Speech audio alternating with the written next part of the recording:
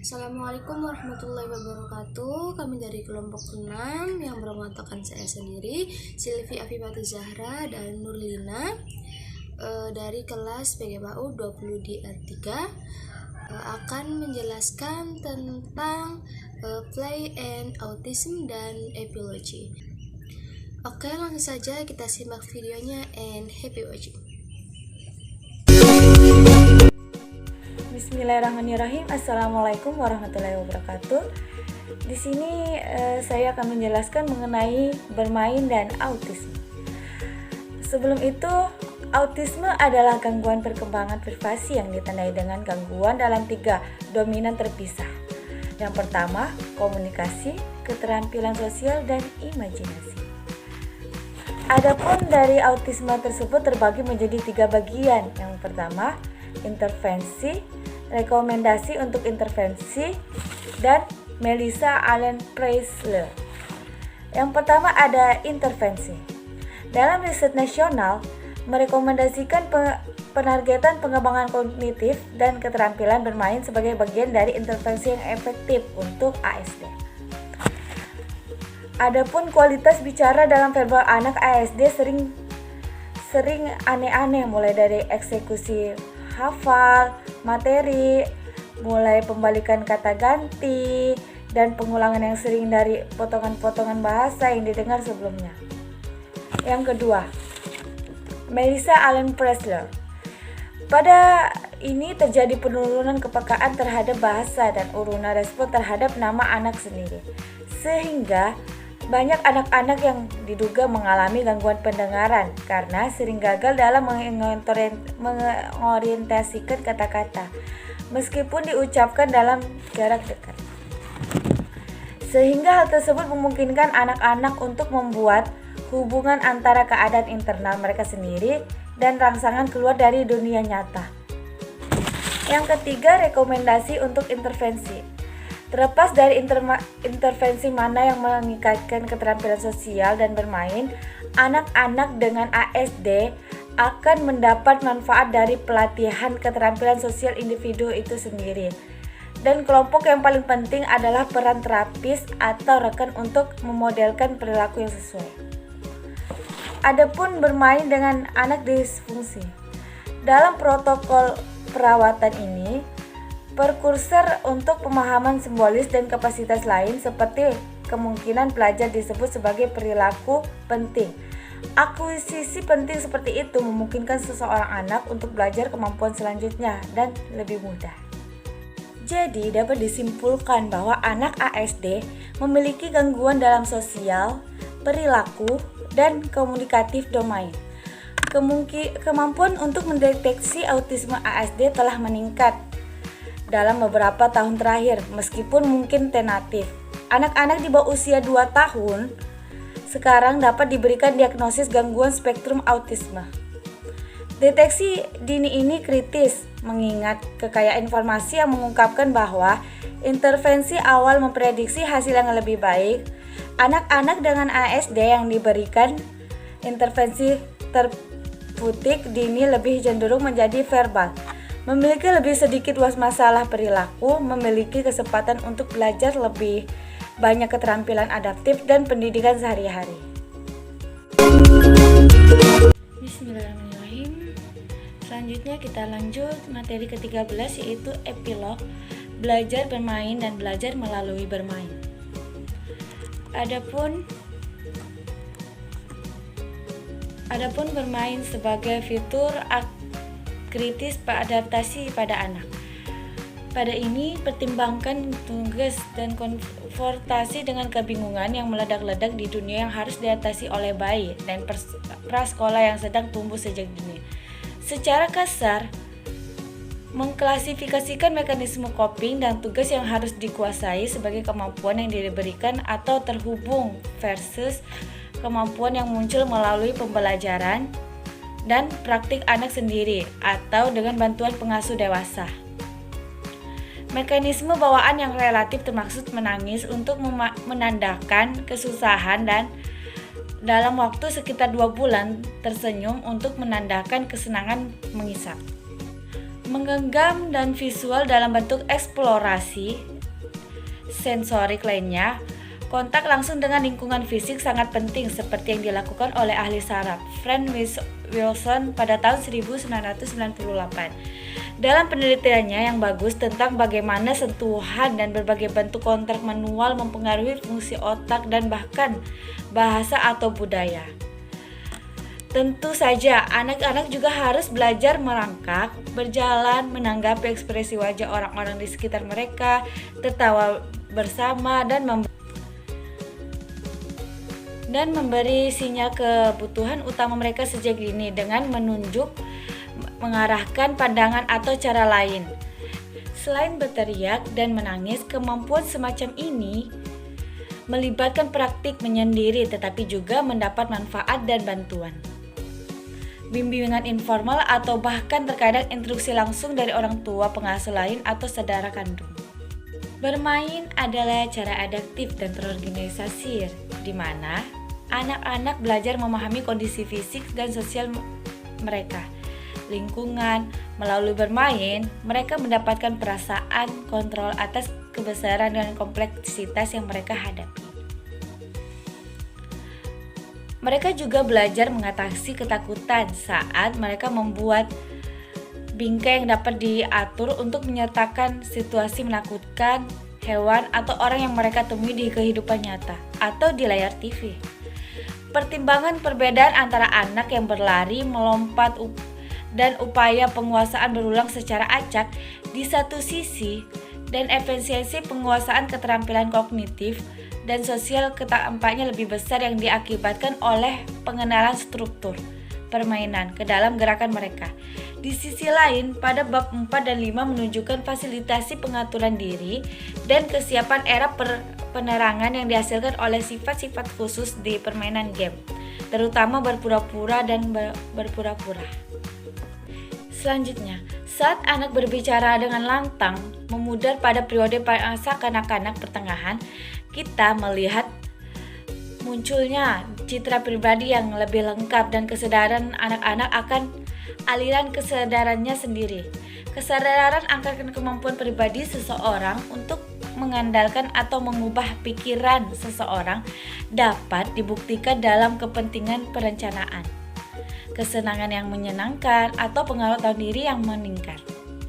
Seperti suasana kelas yang lebih konstruktif yang dihasilkan ketika perilaku seorang anak-anak saat istirahat dan bermain bisa memiliki bimbingan orang dewasa yang moderat.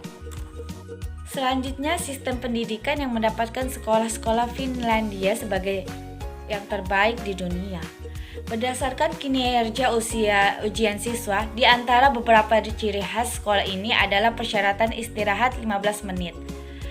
Dengan kesempatan bermain setiap jam, peluang untuk berlari dan bimbingan orang dewasa ke permainan yang dipandu sendiri mungkin penting dalam menciptakan sikap yang kondusif untuk pengaturan diri perilaku dan emosi pada anak. Pengisahan cerita yang dikendalikan anak-anak dari permainan pura-pura dan permainan pura-pura di tahun prasekolah terbawa baik secara diam-diam atau dalam bentuk permainan kelompok di masa anak-anak menengah tidak hanya dapat dikaitkan dengan penundaan kepuasan yang lebih besar atau pengurasan agresi pada anak-anak, tapi juga menghasilkan manfaat dan penggunaan bahasa yang efektif dan kesiapan literasi mungkin juga terkait dengan peningkatan kemampuan kreatif. Selanjutnya, belajar bermain.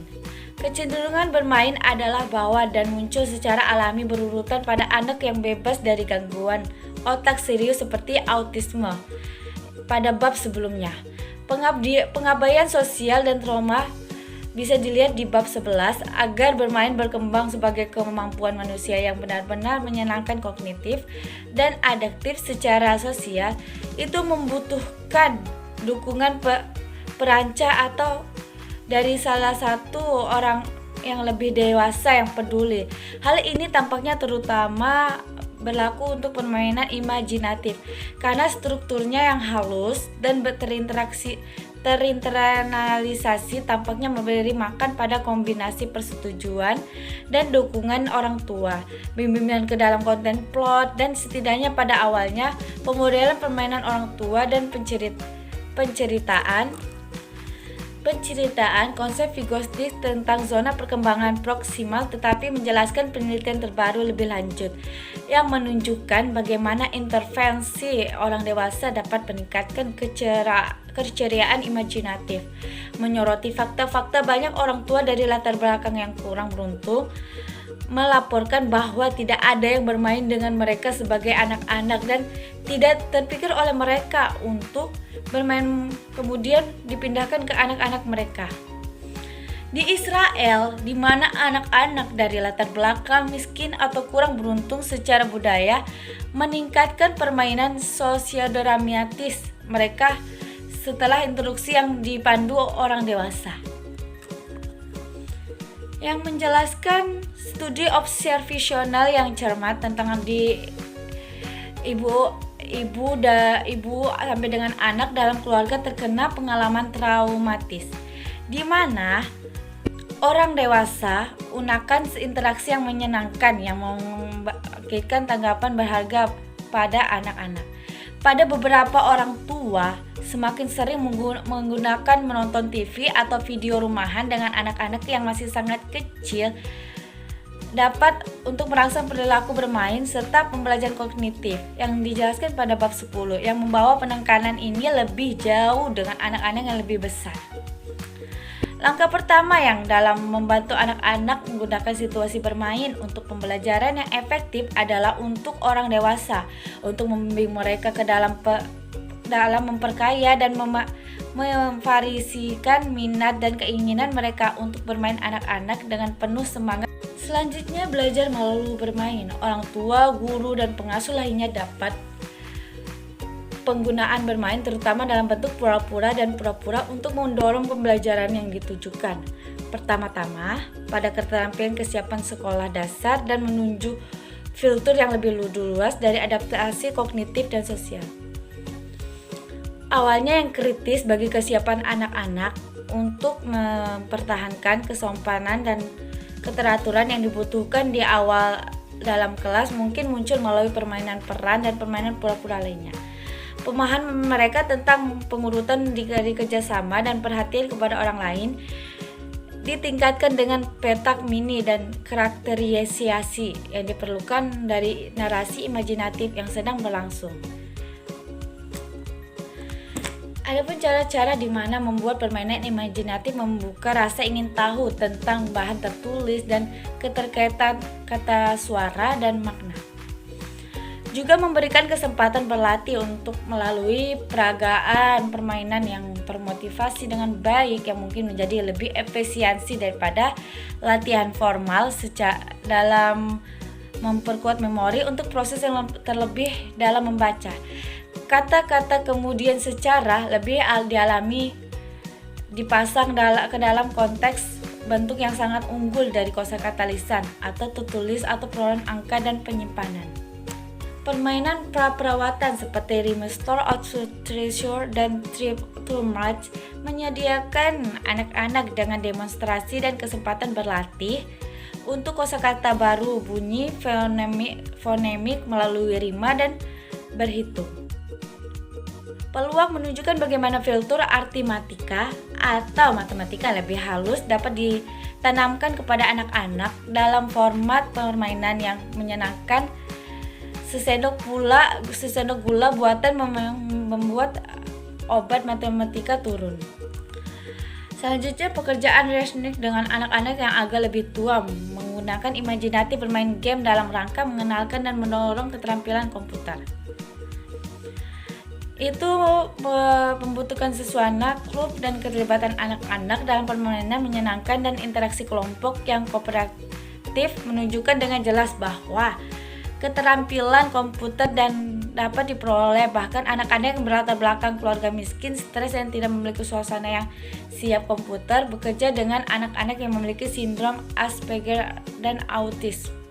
Cara mengajar yang menyenangkan dengan ekstrafamilial pengasuh mungkin tidak hanya meningkatkan kosakata dan keterampilan mereka membaca, tetapi juga membantu anak-anak dengan remaja meningkatkan kemampuan mereka untuk mengidentifikasi diri mereka sendiri dari orang lain.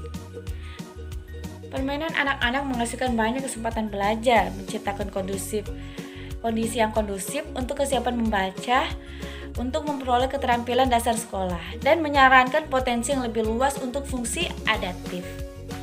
Contoh kurikulum formal yang tersedia untuk anak-anak di tingkat prasekolah atau teman kanak-kanak yang mengintegrasikan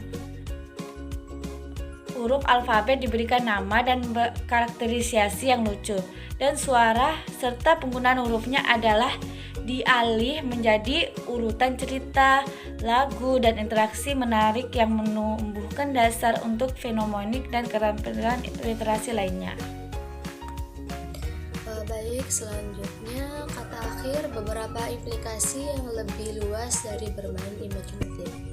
Anak-anak yang terlibat dalam permainan imajinatif dan konstruktif di masa kanak-kanak sedang menguasai kesadaran yang tinggi akan perbedaan realitas dan fantasi.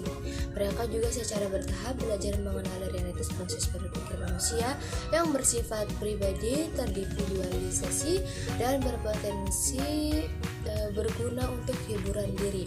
Untuk pemeriksaan diri, anak-anak yang sejak dini terlibat dalam permainan imajinatif atau yang telah didorong untuk menggunakan permainan selama terapi telah ditunjukkan dalam studi klinis awal dan dalam penelitian terkontrol untuk berfungsi lebih efektif dalam situasi psikoterapi. Perkembangan anak misalnya mengarah pada kesimpulannya bahwa bermain pura-pura akan memfasilitasi masalah yang berwawasan luas, pemecahan, kemampuan berpikir divergen, kemungkinan mengembangkan strategi penanggulangan alternatif, ekspresi emosi yang lebih kaya dan lebih kompleks, dan tingkat yang lebih tinggi tanggapan empati atau pengambilan ekspektasi adaptif. Selanjutnya, Rusia memeriksa bukti lebih lanjut dari psikoterapi anak dan studi intervensi bermain lainnya dan menunjukkan bahwa intervensi bermain jika difokuskan dan dikendalikan memang mengurangi ketakutan dan kecemasan seperti tentang menjalani perawatan medis. Nah, aspek spesifik dari permainan imajinatif sebagai fitur penting dari pengurangan kecemasan intervensi. Bukti mendukung gagasan bahwa kepercayaan yang berkembang dengan baik keterampilan bermain lebih mungkin untuk menghasilkan perilaku bermain yang efektif dalam psikoterapi anak atau intervensi. Salah satu bentuk psikoterapi anak yang paling hati-hati dievaluasi adalah metode pelatihan manajemen orang tua yang dikembangkan selama beberapa dekade oleh Alan Kazidin. Metode ini dan manualnya didasarkan pada pengkondisian operan dan prinsip pembelajaran penguatan positif untuk digunakan oleh orang tua terlatih terapis dengan anak aposisi agresif atau antisosial atau remaja awal. Sebagian besar perawatan melibatkan pengakuan orang tua dan praktik penguatan positif yang bergantung pada perilaku, penghindaran hukuman fisik, dan penggunaan tim out yang terencana dengan baik. Penggunaan biasa terbuat dari peran bermain sebagai bagian dari proses dalam melatih orang tua dan juga dalam proses selanjutnya orang tua keterlibatan parah dengan anak. Kegiatan berpura-pura secara teratur digunakan untuk mengidentifikasi terlebih dahulu perilaku produktif anak yang akan dihargai dalam bermain dan kemudian benar-benar dihargai ketika itu terjadi dalam waktu nyata. Lalu sebagian besar pengukuran serta prosedur pelatihan dalam penelitian yang berkembang ini bergantung pada penggunaan sketsa adegan kehidupan sehari-hari dan masa permainan peran atau pertunjukan imajinatif lainnya oleh anak-anak atau peserta dewasa. Belum ada upaya sistematis untuk mengaitkan permainan pura-pura anak usia dini secara khusus ke dalam karya tentang kecerdasan yang sukses. Daerah ini layak dieksplorasi dalam penelitian masa depan, perkembangan beberapa banyak waktu bermain imajinatif anak-anak melibatkan pemikiran solusi alternatif untuk plot dilema. Beberapa dari solusi ini tentu saja fantastik, beberapa memiliki nilai praktis. Aspek kreatif kecerdasan tentu saja lebih jelas terkait dengan kapasitas atau kemampuan berpikir divergen untuk berpikir di luar kotak. Nah, penelitian longitudinal dengan anak-anak dan studi tentang orang dewasa yang kreatif telah menghubungkan pemikiran orisinal dan pencapaian baru dalam seni dengan sejarah main khayalan awal. Baik, mungkin itu saja yang dapat kelompok 6 sampaikan. Kurang lebihnya mohon maaf. Akhirul kalam. Wassalamualaikum warahmatullahi wabarakatuh.